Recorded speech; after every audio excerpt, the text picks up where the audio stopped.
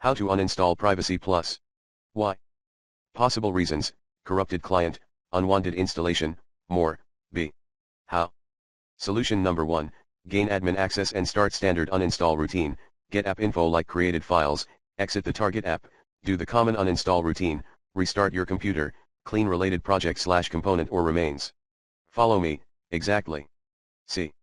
Solution number 2, try the recommended uninstall tool pro in the description area, if this removal guide fails to work.